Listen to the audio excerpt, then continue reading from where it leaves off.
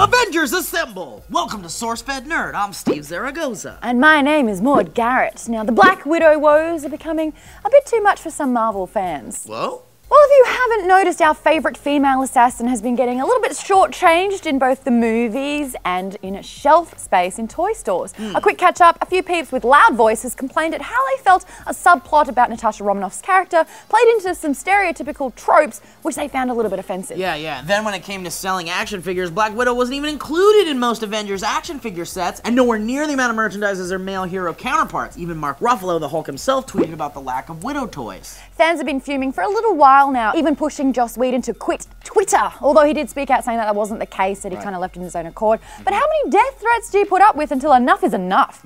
Anyway, they've taken their fight to the streets and prompted the hashtag WEWANTWIDOW. Just this weekend, fans banded together in 17 different cities in the United States to don cosplay of the femme fatale and flash mob their protest in a bid to shine a spotlight on the importance her role has within the Avengers and the fight for her equality, saying she deserves a standalone movie and the same amount of merchandise and action figures. Alright, I got something to say. Yeah.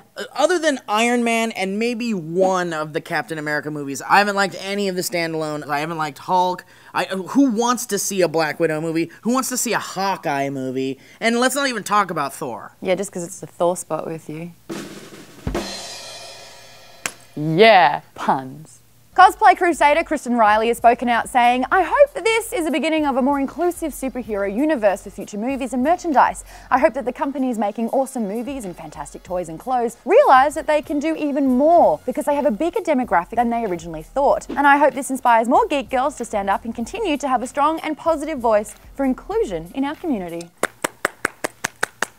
Well, let's be real here because, well, the character isn't. As in, she's completely fictional. It's a cartoon character. It's a t-shirt. But let's not lose sight of the progressive argument they're making about placing the same importance on all of the characters and addressing the fact that 40% of all audience members watching the Avengers are, in fact, women. Ooh. Well, it must be working. Marvel's announced that they're writing a young adult novel all about Black Widow called Forever Red, which goes into detail about her teen years and her backstory, and that will be out in October. In other cosplay news, don't dress up as a character that holds a gun and walk by a school, because the principal will panic, shut down the school, and you'll get yourself arrested. Oh, George Cross. He was cosplaying as a stormtrooper in Massachusetts and was arrested on charges for disturbing a school and loitering within 1,000 feet of said school. Now, even though the principal didn't believe the gun to be real, yeah, because it's a blaster and he's a stormtrooper, it's a costume. Star Wars. He didn't take any chances though and put the school into lockdown. The principal stated, quote, "Our feelings are that he was not there to cause harm to the kids." So, do you still put the school on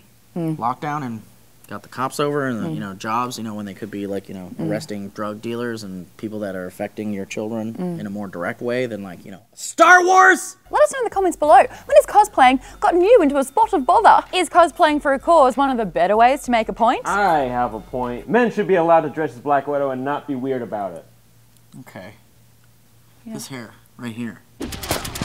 Give me the drive, Raina. Those awesome new apparel designs belong to the people. Never!